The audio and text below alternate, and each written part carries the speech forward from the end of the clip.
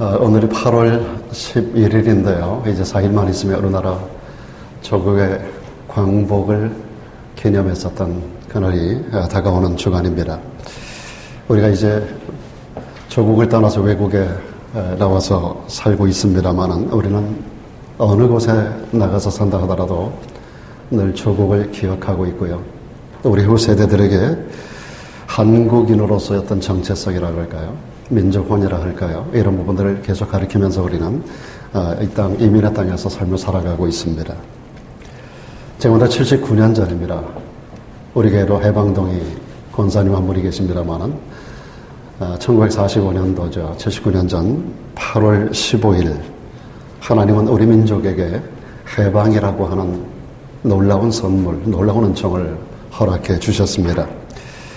일제강점기 36년의 어두웠던 역사를 이제 털어버리게 하시고 그 가운데서 우리 민족이 겪었던 고충 그리고 그 가운데 세워졌었던 한인교회, 우리 한국교회들이 당하였던 수많은 압박, 그 고충들, 그 고난의 여정을 우리는 생각해 볼 수가 있겠습니다. 그런 가운데서도 하나님께서 해방의 선물을 허락하셔서 그야말로 감격과 기쁨의 역사를 새롭게 허락하신 하나님, 우리가 이 날을 어떻게 잊을 수가 있겠습니까?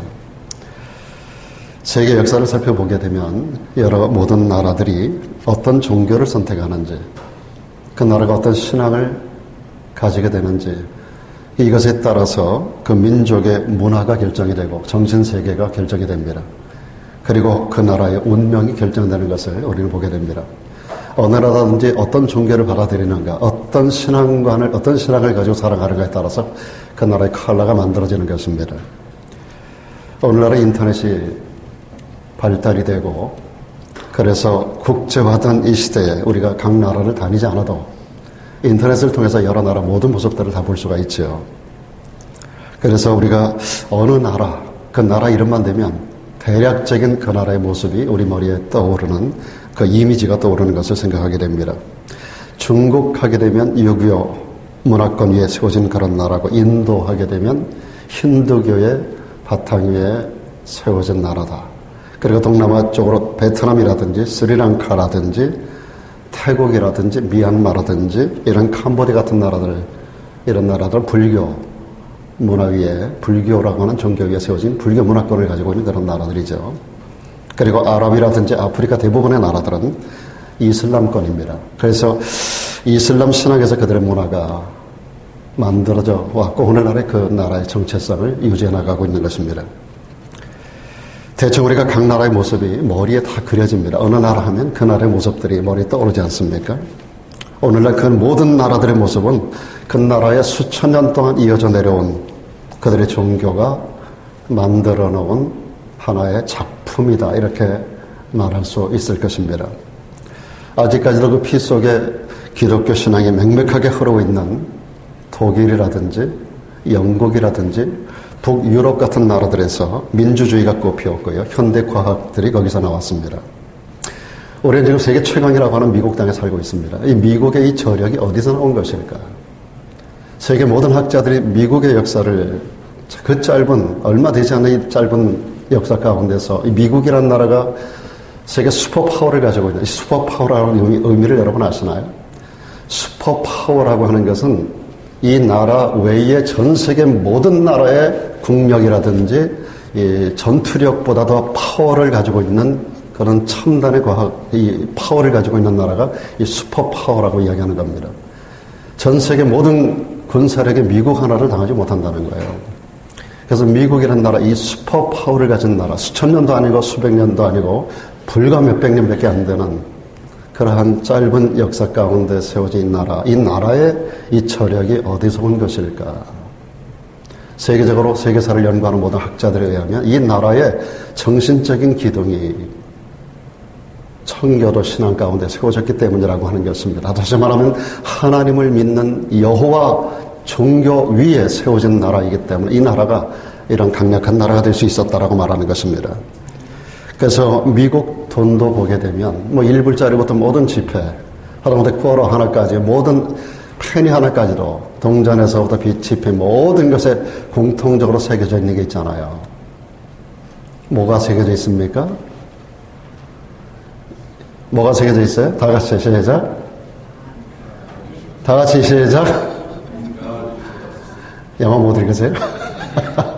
우리가 하나님을 믿는다라고 하는 겁니다. In God we trust라고 하는. 우리는 하나님을 믿는다. 우리는 하나님 안에 하나님을 믿는 그 믿음을 가진 나라라고 하는 것이 우리가 날마다 들여다보는 게 돈 아니에요?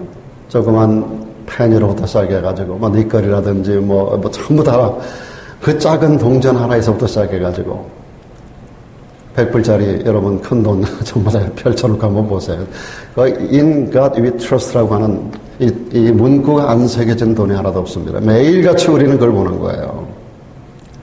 얼마 전에 어떤 사진을 보니까 한국의 대통령이 미국의 국회에 와가지고 연설을 하는데 그 위에 제 눈을 사로잡은 것은 다른 게 아니에요. 저 위에 국회 안에 저 위에 새겨진 것이 In God we trust라고 하는 미국이라고 하는 나라의 정신이 어디서 기인된 것인가? 이 미국이라고 하는 나라의 문화가, 이 문명이, 이 나라의 국력이 어떻게 세워졌는가라고 하는 것을 명확하게 보여주고 있는 문귀가 바로 이겁니다.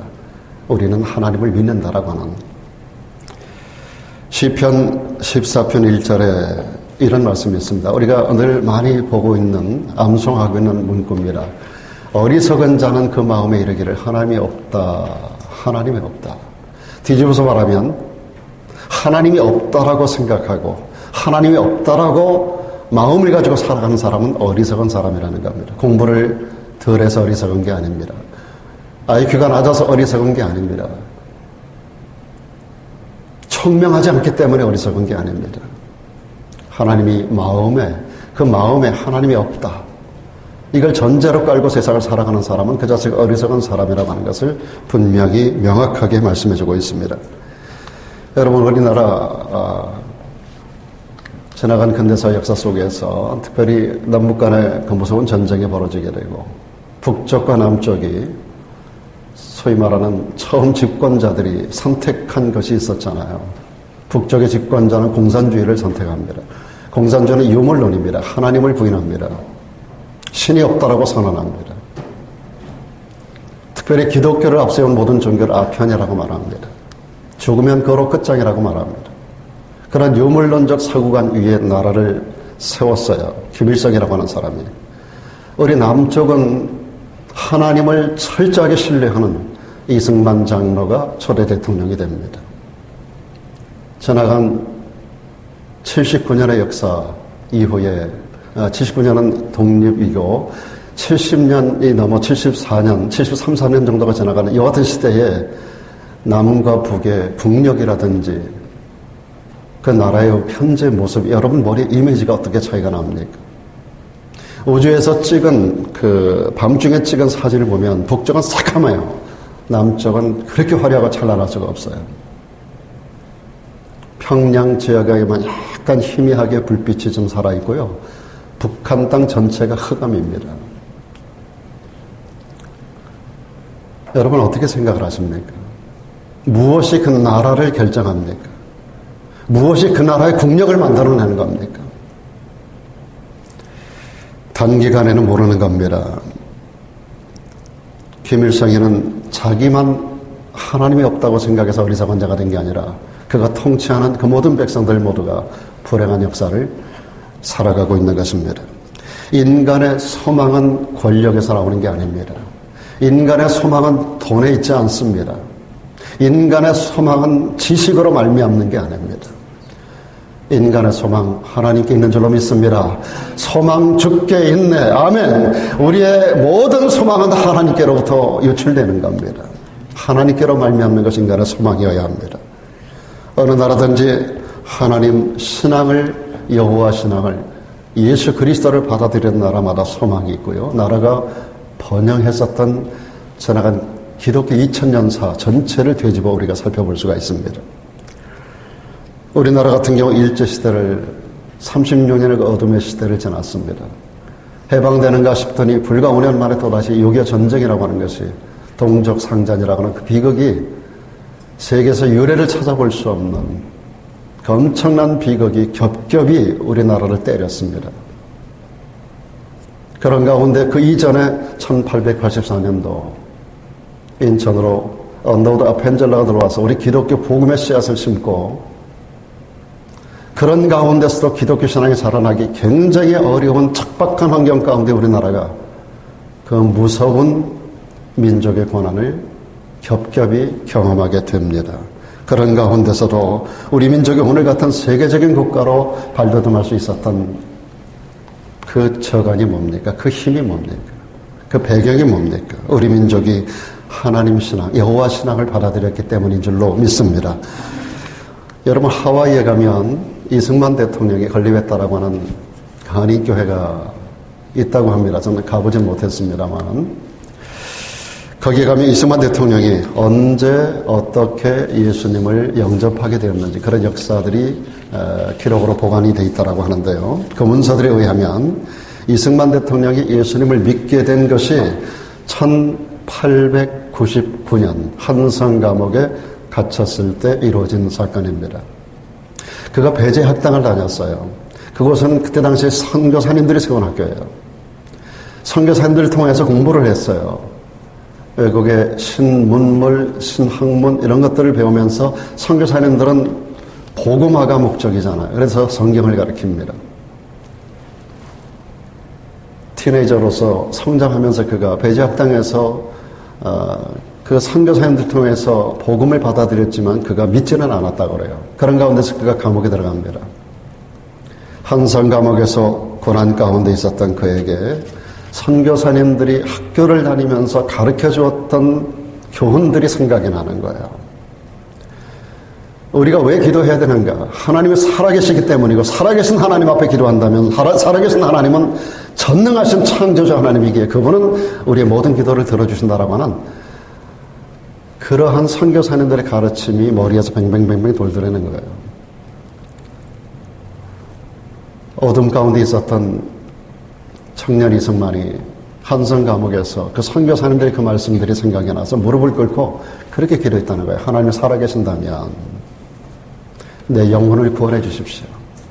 하나님 살아계신다면 우리 나라를 구원해 주십시오. 이 두 가지 기도에 올인하는 가운데서 어느 날 하나님께서 빛으로 그를 찾아와 주셨어요. 다마스커스 도상에서 다메섹을 향하던 사울이라고 하는 청년에게 빛으로 다가오신 예수 그리스도께서 한성 감옥 가운데 그 어둠의 현장 가운데 그를 빛으로 찾아와 주시고 그를 만나 주셨어요.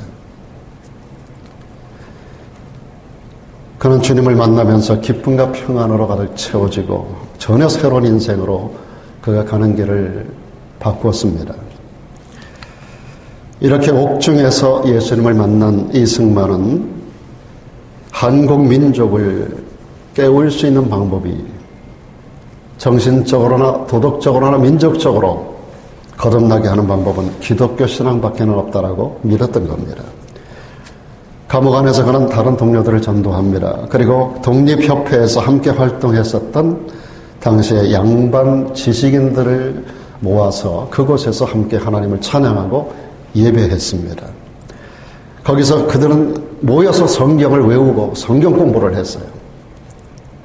나중에 이승만은 대한민국 초대 대통령이 되었을 때 기독교 신앙을 기초로 나라를 세우고자 소위 말하는 기독교 입국론이죠. 기독교 신앙으로 그리고 미국의 헌법을 그대로 가지고 들어오고 그래서 기독교 신앙을 근거로 하여 나라를 세우게 됩니다. 그가 애썼던 것 중에 하나가 바로 군대 안에 군목제도를 설립하게 된 것이었고요. 여러분 하나님 신앙 가운데 세워진 나라 그리고 하나님이 없는 세속 문화와 문명 가운데 세워진 나라가 분명히 달라집니다. 1년, 2년, 3년, 4년 지나고 나면 분명히 달라집니다. 주의 첫 빛이 동방에 비춰지고 이 빛이 사면 뻗어나갔던 우리 대한민국은 어둠의 그늘을 벗어냅니다. 5,000년 역사를 만들었지만 그러나 흑암 가운데 있었던 우리 조선 땅, 그 땅이 개화가 되기 시작하는 순간 모든 어둠이 거두어져 나갑니다. 주님의 첫 빛이 동방에 비추고 그 빛이 사면바로 뻗어나가는 가운데 동방에 모든 어둠이 거두어지고 흑암의 세력이 떠나가고 그 세력 배경을 차지하고 있었던 모든 악한 사단의 권세와 모든 세상의 종교들이 밀려나가고 기독교 신앙이 든든하게 세워지고 뿌리를 내리면서 우리 조국 대한민국이 짧은 역사 속에 세계적인 국가로 세워져 나간 줄로 믿습니다. 기록을 보니까 우리나라가 기독교가 들어온 것이 140년밖에 되지 않았습니다. 말씀드린 대로 1884년도에 인천 제물포로에서 기독교가 처음 언더우드 아펜젤라를 통해서 들어오게 되거든요. 물론 그 전에 캐토릭이 들어와 있긴 합니다만 캐토릭은 기독교가 아닙니다. 이런 분명히 아셔야 돼요. 기독교가 첫 발을 디딘 게 1884년이에요. 우리가 지금 2024년입니다. 지금 만 140년이 되었습니다. 140년이 지나오면서 기독교 신앙이 오늘날의 한국 역사를 만들어낸 겁니다. 1888년, 그러니까 첫 발을 제물포항에 들여놓고 나서 4년이 지났을 때 기록을 보면 기독교 신자가 25명에 불과했습니다. 기적이죠, 그것까지도. 야소 귀신 들어온다고 기독교인들이 특별히 그 초대 선교사님들 얼마나 많은 박해를 받았는지 몰라요. 배에서 내리지 못하고 배에 불화살을 쏴가지고 배가 전소가 돼가지고 거기서 조선 땅에 발도 디디지 못하고 죽은 선교사도 있어요. 그렇게 해서 발을 디디고 예수라는 말을 처음 들었을 때 야소 귀신이 들어온다라고 하던 그런 배경, 그런 철저하게 쇄국정책을 펼쳤었던 그 땅 가운데 4년 동안에 기독교 신자가 25명이 됐다는 거예요. 그리고 나서 1907년에 중요한 사건이 벌어집니다. 평양에 장대현 교회를 중심으로 성령이 부어지기 시작합니다. 폭발적인 부흥의 역사가 일어나기 시작하면서 1922년까지 기독교인 숫자가 23만 명으로 급증을 합니다. 그리고 일제강점기를 거쳐요.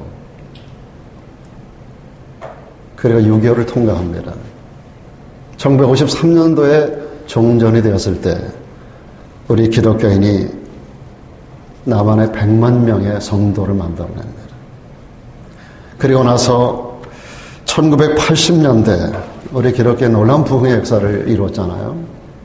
저도 그때 당시에 1970년대 이때부터 저도 예수님을 믿게 되었습니다만은 그러면서 기독교가 폭발적으로 대한민국에 대형 크루세이드 운동들이 일어나고 빌리그람 목사님이 다녀가기도 하고 이러면서 대한민국에 놀라운 폭발적인 기독교 부흥의 역사가 나타나게 됩니다. 그러면서 그때 당시에 남한 인구의 4분의 1 이상이 예수님을 믿는 그런 놀라운 폭발적인 부흥을 이루게 됩니다. 그리고 오늘날에 이르게 된 겁니다. 그런 동안에 기독교적인 가치관과 기독교 문화를 통해서 나라와 민족의 선한 영향력을 나타낸 것이고 그것이 오늘날의 대한민국의 모습으로 탈바꿈이 된 것입니다. 오늘의 한국의 번영이 기독교 역사의 140년의 작품인 것입니다. 이런 발전은 너무나 당연한 것이고 자연스러운 거예요. 앞서도 말씀드렸습니다만 지나간 기독교 2000년 역사를 되돌아보며 각 나라마다 기독교가 들어간 나라들을 여러분이 보시면 알 겁니다. 기독교가 들어간 나라마다 번영하고 기독교가 들어간 나라마다 나라가 중흥하는 역사들이 일어납니다. 오늘 우리가 읽은 본문에 보면 사도 바울의 간절한 소원이 하나가 있었던 걸 보게 됩니다. 간절한 소원, 간절한 기대. 이것은 한마디로 말하면 자기 동족 이스라엘 백성들이 구원을 받는 것이었습니다. 유대인은요, 하나님의 선택받은 제사장 국가입니다. 여러분, 제사장이 뭐 하는 일이에요? 하늘과 땅의 달이 되는 역할을 제사장이 하는 거예요. 하늘과 땅의 중개 역할, 이 중개 역할을 하는 것이 제사장의 역할이에요. 하나님을 이 땅 가운데 선포하고 이 땅의 백성들을 하나님께 이끌어가는 중간 역할을 하는 사람이 이 제사장이란 말이에요. 여러분, 이스라엘은 제사장 국가로 선택을 받은 나라입니다. 그래서 구원의 믿음이 그들로부터 온 세상에 전해지도록 하나님이 프로그램을 그렇게 해놓으신 거예요. 그래서 하나님의 독생자 예수 그리스도도 유대인의 몸을 입고 이 땅에 오신 거예요. 그런데도 불구하고 그들은 예수님을 배척합니다. 예수님을 십자가에 못 박아 죽였어요. 사도 바울은 이런 동족의 그 모습을 생각하면서 마음속에 근심이 떠난 적이 한 번도 없어요. 오늘 본문 말씀은 다시 한번 여러분 보시면, 내가 그리스도 안에서 진짜 말을 거짓말하지 않는다. 나는 참말을 하고 거짓말하는 게 아니다. 나에게 큰 근심이 있다. 내 마음에 그치지 않는 고통이 있다. 여러분, 사도 바울이 갖지 못해서, 병이 들어서 권세를 갖지 못해서 근심과 불안하고 고통이 있었던 게 아닙니다. 그에게 근심을 주고 고통을 주었던 것은 딱 하나의 이유예요. 나의 형제, 곧 골육의 친척, 내 백성들, 이스라엘 백성들이 하나님을 믿지 않기 때문이라는 겁니다.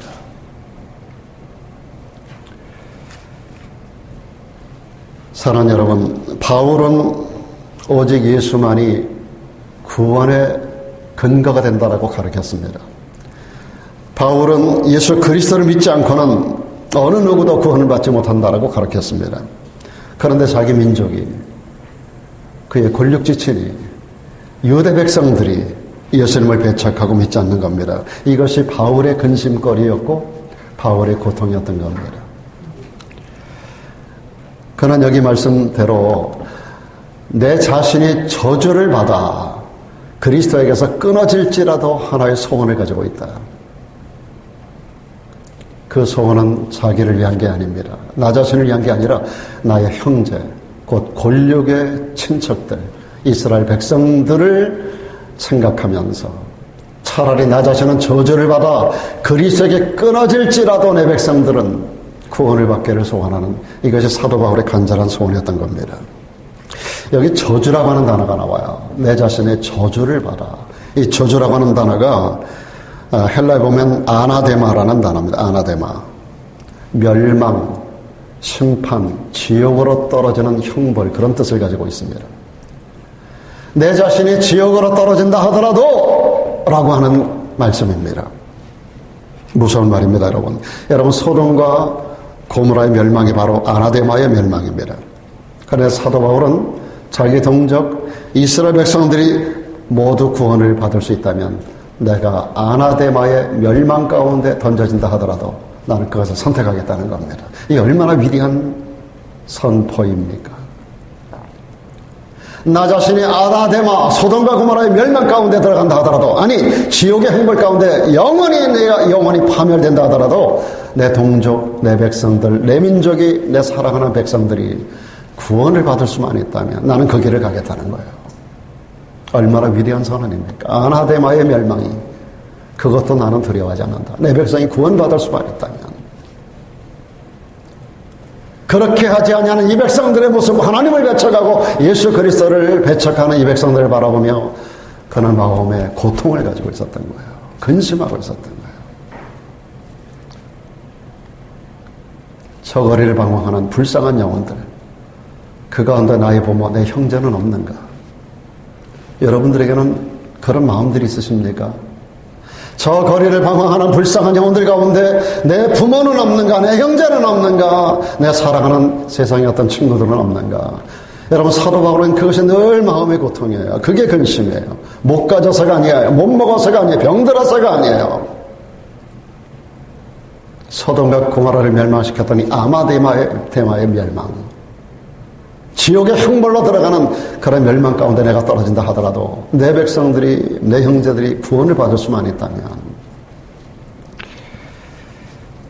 여러분, 사도 바울은 자기 생명보다 예수 그리스도를 더 사랑했습니다.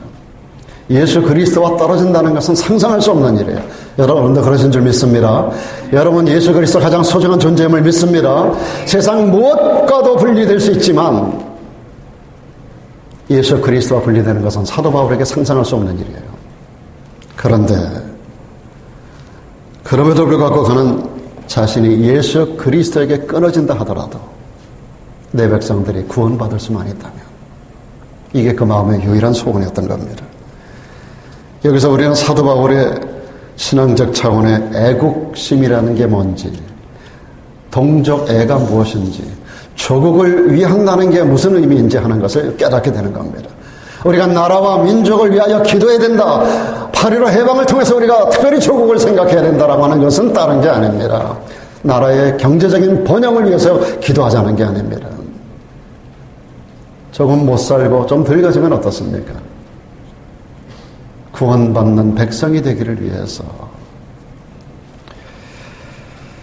어떤 분이 이런 말을 했습니다. 죽어가는 사람에 대하여 감각이 없는 사람, 옆에 막 죽어가는 사람이 있는데 무감각한 사람, 이런 사람은 내가 그리스도인인가 아닌가를 의심해야 된다는 겁니다. 여러분, 지금 예수 안 믿고 죽어가는 사람이 옆에 있는데 그걸 가지고도 감각이 없다면, 여러분, 사람들에게 복음을 전하다가 끝까지 나에게 거역하는 모습을 보여줄 때 마음이 안타깝지 않다라고 하는 것은 내가 그리스도인이 안 됐다는 거예요.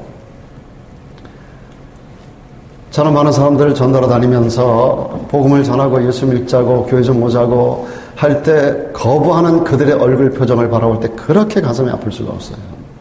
만약에 그런 마음이 내게 들지 않는다면 내가 그리스도인이 아닌 거예요. 안 믿고 죽어가는 사람 보고 아, 때가 됐으니까 죽었지, 나이가 많으니까 죽었지, 병들어 죽었지, 그러고 끝난다면 나는 크리스천이 아닌 거예요. 그리스도의 양심을 가지고 있다면, 내가 참된 신앙을 가지고 있다면 그 영혼이 안타까워야 되는 거예요. 육체가 죽고 육체가 지옥에 가는 거, 이게 아니라 영혼이 지옥에, 영혼이 파멸되는 거, 그것이 안타까워지는, 이것이 우리 그리스도인의 양심이 되어야 된다는 거죠.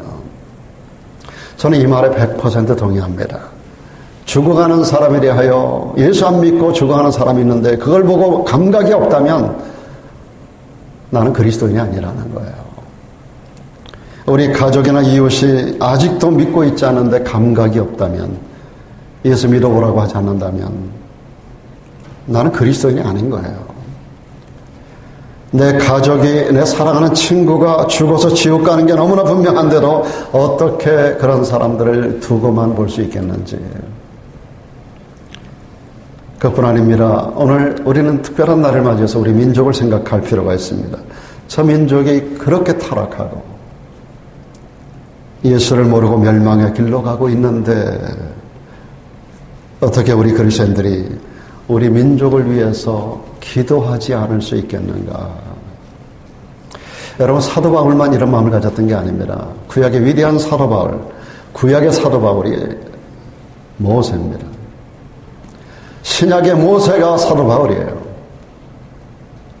신약의 모세 사도 바울이 이런 마음을 가지고 있었는데 구약의 사도 바울이 모세인데 모세도 똑같은 마음을 품었어요. 여러분 잘 아시죠? 이스라엘 백성들 시나이 반도에 백성들을 모아놓고 시내산에서 하나님께를 불러 올라가셔서 하나님과 만나서 십계명을 받고 율례와 율법을 받고 내려오는 동안에 그 날이 길다고, 모세는 죽었을 거라고. 산하에서 있었던 사건이 뭡니까? 금송아지를 만들어 놓고 이것이 여호와라고, 우리를 애굽에서 인도해낸 신이라고, 그 앞에서 희생을 드리고 춤추고 그 앞에서 우상 숭배하는 이스라엘 백성들, 모세가 그 앞에 이르기 전에 이미 하나님이 그 모습을 보고 내가 이 백성들을 포기하겠다 그러셨어요. 하나님, 이 백성들을 싹 전부 다 죽여버리고 말겠다 그랬어요. 그리고 모세 하나를 빼서 다른 민족을 붙여서 큰 나라를 이루게 하겠다라고 하나님께서 모세에게 말씀하셨어요. 그럴 때 모세가 바울의 심정으로 중간에 가로막습니다. 여러분, 중보라고 하는 건 다른 게 아닙니다. 한 손은 전능하신 하나님의 손을 붙들고 또 한 손으로는 내 사랑하는 이웃을 붙드는 거예요. 예수 그리스도의 십자가가 이겁니다. 한 손으로 살아계신 전능하신 하나님, 그 하나님의 손을 붙들고 한 손은 파멸하는 지옥의 형벌로 떠나가는 우리 인간의 손을 붙들어서 연결해주는 십자가, 이게 예수 그리스도의 희생이에요. 그래서 이 자리에 사도 바울이 들어가겠다라고 말하면 차라리 내가 멸망당한다 하더라도 나의 죽음이 내 백성을 하나님과 연결시켜 줄 수만 있다면, 모세가 그랬던 거예요. 이 백성 하나님 포기하지 말아달라고 하나님에게 연결시켜주고 차라리 내가 하나님의 생명록에서 끊어질지라도 내가 그걸 받아들이겠다는 거예요. 모세가 출애굽기 32장에서 그렇게 기도한 겁니다. 이 백성 슬픕니다. 하나님, 이 백성이 자기들을 위하여 금송아지를 만들어 싸우니 큰 죄를 범하였나이다. 마땅히 멸망당할 죄악이라고 하는 겁니다. 그들은 마땅히 하나님께로부터 멸망당하고 버림받고 포기받아야 할 그러할 존재들이라는 거예요. 그러나 할 수만 있다면, 그거 내가 인정합니다. 이 백성이 멸망당해 마땅한 겁니다. 그러나 하나님 할 수만 있다면 합의하시면 그들의 죄를 이제 사하여 주옵소서. 그렇지 않다고 한다면, 만일 하나님 이 백성들을 포기하고 멸망시키고 사하지 못한다고 한다면 원컨대 하나님의 기록하신 책 생명록에서 내 이름을 지워버려 주옵소서. 여러분, 생명록에 기록되지 못한 자, 그 이름이 기록되지 못한 자는 영원한 불, 영멸의 현장, 지옥의 형벌로 영원히 멸망당하는 자리에 가는 줄로 믿습니다. 여러분, 생명책에 그 이름이 기록된 자가 복이 있다라고 요한계시록에 6가지 복 있는 자 가운데 하나가 생명책에 그 이름이 기록되어 있는 자예요. 오늘 예수를 믿는 저와 여러분들도 하늘나라 생명책에 여러분의 이름이 기록된 줄로 믿습니까? 지금 아멘 못하는 자는 정말 무서운 거예요, 여러분. 이 말씀에 아멘을 못한다면 영원한 파멸인 거 여러분 아셔야 돼요.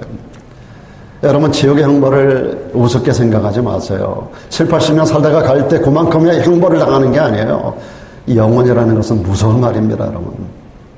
영원이라는 단어는 무서운 말이기도 하고 엄청난 축복이기도 한 거예요. 예수 믿는 자에게는 이것이 엄청난 축복이고, 안 믿는 자에게는 영원 너무나 무서운 형벌이에요. 여러분의 이름 부자가 됐든 석자가 되었든 여러분의 이름이 생명록에 기록되기를 축원합니다. 이것은 한 인간으로서 일생의 가장 큰 은총이요 축복입니다. 그런데 모세는 말합니다. 내 이름이 지워질지라도, 내 이름이 그 책에서, 그 영원한 생명록에서 지워질지라도 이 백성들을 구원할 수만 있다면, 이게 중보자의 모습인 거예요. 이게 메디에이터, 중보자예요. 하늘과 땅의 다리가 되어 오신 예수 그리스도, 하나님의 거룩성 앞에 죄인된 인간은 설 수 없고 버림받을 수 없는 그런 존재들에게 하나님에게는 거룩성만 있는 게 아니라 사랑도 있지 않습니까? 하나님의 사랑의 발현이 나를 이 땅에 보내신 거 아닙니까? 이 백성을 포기하지 마옵소서. 내가 십자가에 죽겠사오니 당신의 몸 십자가에 던지신 거예요. 그리고 대신 죽음으로 이 백성들을 용서해달라고. 그래서 주님 말씀합니다. I am the way. 내가 유일한 길이야. 나로 말미암아 하나님께로 가는 거야. 여러분, 예수 그리스도만이 유일한 길인 줄로 믿습니다. 여러분, 그분이 유일한 중보자예요. 오늘 모세가 그 중간에 선 거예요. 구약의 위대한 바울 모세가 신약의 위대한 모세 사도 바울이 똑같은 고백을 하나님 앞에 나의 동족을 위하여. 여러분, 8.15 경축사에서 할 수 있는 말이 가장 중요한 말이 뭘까요? 이 백성들의 번영을 위해서, 경제적인 부흥을 위해서. 그건 진정한 경축사가 아닙니다. So what? 그래서 어떻게 하겠다는 거야? 그 이후로 그 부흥이, 그 번영이 무엇을 위한 것인가? 하나님 없는 부흥, 하나님 없는 번영, 그것이 인간에게 축복일까요? 아닙니다, 여러분. 진정한 8.15 경축사는 내 백성 모두가 하나님을 향하여 마음을 열고 하나님을 인정하는 백성, 인정하는 나라, 하나님을 경외하는 나라 되기를 위해서 우리가 기도해야 할 줄로 믿습니다. 일제강점기 시대에 조선의 그리스도인들은 하나님 사랑을 나라 사랑과 동일시했었습니다. 그 당시 기독교인들은 다 애국자들이었고 나라를 사랑하는 마음들을 가지고 있었습니다. 그런 의미에서 당시에 우리 한국교회는 민족교회였었던 겁니다. 그래서 당시 많은 민족 지도자들이 교회에서 나온 거예요. 우리 그리스도인들이 나라를 사랑하는 방법이 여러 가지가 있을 겁니다. 법을 잘 지킨다든지, 그리고 국민으로서 의무를 지킨다든지, 뭐 이게 다 나라 사랑하는 방법이겠지만, 그러나 그 어떤 것보다 우리 그리스도인들로서 나라를 가장 사랑하는 것은 다른 게 아닙니다. 나라와 민족 위해서 기도하는 일입니다. 사도 바울은 디모데전서 2장 1절 2절에서 이렇게 말합니다. 그러므로 내가 첫째로 권한다. 모든 사람을 위하여 간구와 기도와 도구와 감사를 하되, 기도의 네 가지 범주를 이야기하면서 임금들을 위해서 높은 지위에 있는 모든 사람을 위하여 기도하라고 말씀합니다. 오늘날 말하면 대통령이야 모든 위정자들을 이야기하는 겁니다. 그들이 나라를 바로 이끌어 나갈 수 있도록 그들을 위해서 기도하라는 겁니다. 우리가 11월 미국의 대선을 위해서 기도해야 되는 이유가 바로 이거예요. 누가 대통령이 되고 누가 정치 지도자들로 세워지는가에 따라서 이 나라의 운명이 결정되기 때문입니다. 우리가 조국을 위해서 기도할 때 단순히 조국을 위해서 축복해달라고가 아니라 대통령을 위해서 기도하고 위정자들을 위해서 기도해야 됩니다. 그들 하나하나가 법을 만들고 그들 하나하나가 나라를 어떤 방향으로 이끌어가는가에 따라서 백성들이 운명이 결정되는 거예요. 다행스럽게 이승만이 초대 대통령이 된 것, 박정희 같은 분이 대통령이 되었었던 것, 이런 것들을 통해서 우리나라가 지금까지 이렇게 하나님께서 이 나라를 이렇게 이끌어 오신 거예요. 여러분, 우리나라가 어떻게 세워졌는가를 여러분들이 꼭 좀 아셔야 됩니다. 우리 교회는 민족교회가 되어야 하고 나라 민족을 위해서 정말 기도하는 기도의 스폰서 역할을 감당하지 않으면 나라가 바로 설 수가 없는 겁니다, 여러분. 사무엘상 12장에서 우리가 너무 잘 아는 말씀을 했어요. 나는 너희를 위하여. 당시 사무엘은 제사장이었고 당시 사무엘은 사사였습니다. 그때 당시에는 왕이 세워지기 전에 왕의 역할을 했던 사람입니다. 그는 왕의 위치에서 했었던 내가 너희를 위하여 라고 하는 것은 이 백성들을 위하여, 내 민족을 위하여, 이스라엘을 위하여, 그 말이에요. 내가 너희를 위하여 기도하기를 쉬는 자를 결단코 범하지 않겠다고 말합니다. 사랑하는 여러분, 우리가 나라와 민족을 위해서 기도하는 일을 중단하는 것은 죄예요. 우리가 조국을 떠나 살지만 단순히 그리워하는 우리 조국이 아니라 조국을 위해서 기도해야 될 의무를 가지고 있어요. 기도하지 않는 것은 죄인 것입니다. 나라가 망하면 신앙생활을 할 수 없고 전도의 문도 닫히고 교회가 있을 수 없습니다. 우린 지난 역사에 일본에게 나라를 빼앗겨봤잖아요. 그 36년 동안에 교회가 제대로 역할을 감당했나요? 교회가 제대로 예배를 드릴 수 있었나요? 일본 선사가 뒤에 앉아가지고 목사가 무슨 말을 하는가 하나하나 전부 다 청취하고 보고해야 되는 그런 시대. 바른 말을 할 수 없었던 교회가 교회의 기능을 감당하기 어려운, 그러다 바른 말하면 바로 끌려가는 거예요, 일본 선사에. 그래서 얼마나 많은 목사님들이 순교를 당한지 아셔요? 그리고 6.25라고 하는 동족 상잔의 처참한 전쟁도 우리는 겪어보았습니다. 이때마다 교회는 문을 닫았어요. 교회가 불질러졌어요. 그리스도인들이 끌려갔어요. 목회자들로부터 수많은 기독교 지도자들이 처형을 당합니다. 소위 말하는 순교 제물이 됩니다. 그리고 나서 공산화된 북한 땅은 어떻게 됐나요? 교회가 존재하지 않죠. 아니, 존재할 수가 없습니다. 나라와 이 나라의 지도자들을 비판하고 비난하는 것은 누구든지 할 수 있지만 그들을 위해서 기도하는 것은 우리 그리스도인들의 몫인 줄로 믿습니다. 성도들이 기도가 나라의 운명을 바꿉니다. 믿습니까? 우리가 최근에 수협회 때 연합기사를 쭉 보면서 한 사람이 얼마나 큰 역할을 하는가를 보잖아요. 한 사람이 국가의 운명을 결정하기로 하잖아요. 한 사람의 위대한 지도자들이, 왕이, 선지자가 나라의 운명을 만들어 가잖아요. 기도 위에 세워진 나라는 결코 망할 수가 없습니다. 여러분 잘 아시는 그 유명한 그 윈스턴 처칠에 대한 전기를 보다 보면 2차 세계대전을 지휘하는 가운데서 많은 일화가 있는데 그중에 이런 일화가 있습니다. 정치인들이 국회에 모여가지고 국가의 아주 중요한, 매우 중요한 안건을 심의하는 그런 현장에 처칠이 수상해요. 국회의장은 따로 있어요. 국회에 나와서 쭉 앉아있어서 처칠은 맨 앞자리에 앉았습니다. 굉장히 중요한 나라의 운명을 결정하는 중대한 심의를 하고 있는 현장인데 맨 앞에 앉은 처칠 수상이 앉아서 졸고 있는 것처럼 보이는 거예요.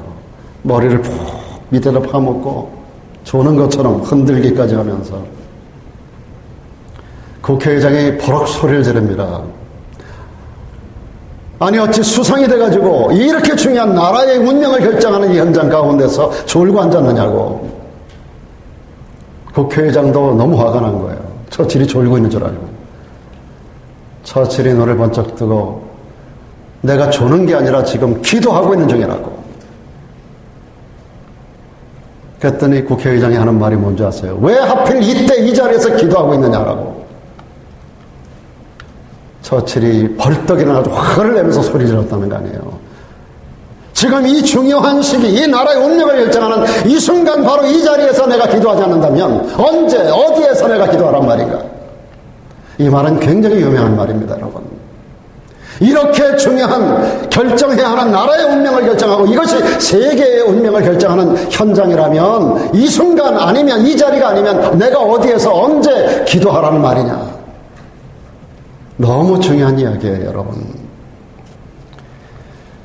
역사의 어둠이 짙은 지금 이때가 우리 그리스도인들이 나라와 민족을 위하여 기도할 때인 줄로 믿습니다. 핵무기를 앞세운 북한에 계속되는 위협이 있습니다. 온 세상은 나라와 나라 간의 전쟁 소식으로 지금 엄청나게 온 세계가 시끄러워요.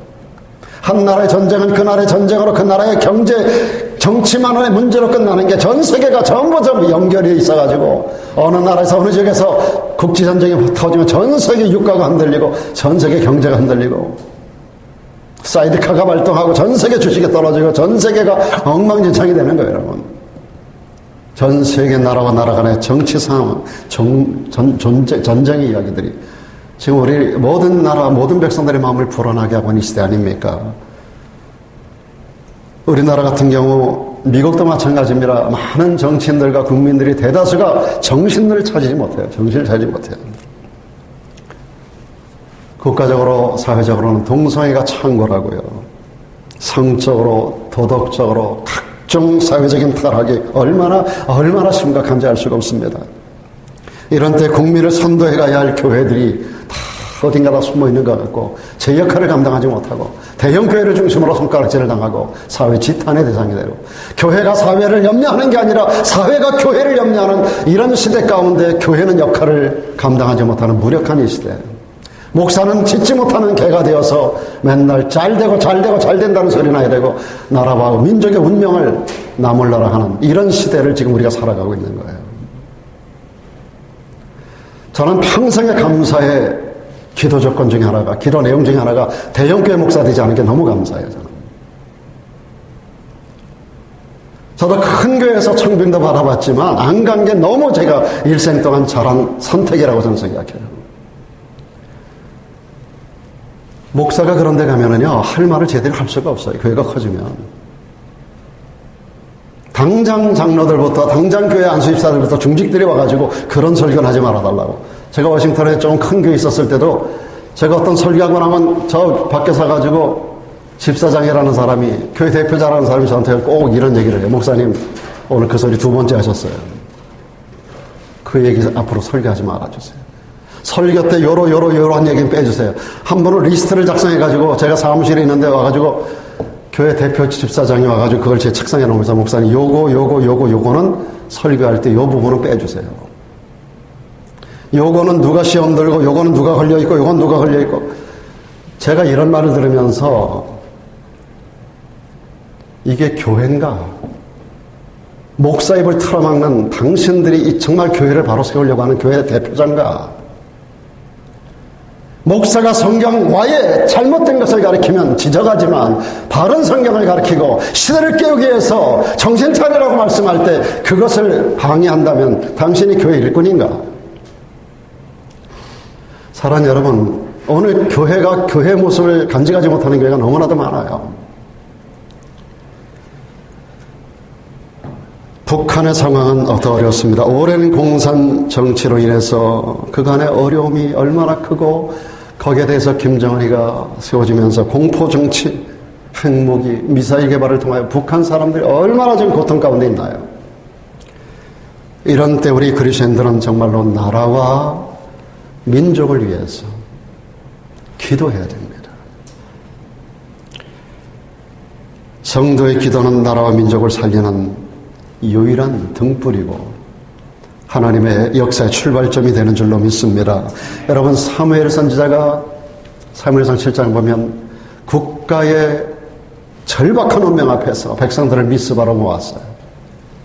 거기서 칼, 활 이런 걸 들자고 말하지 않았어요.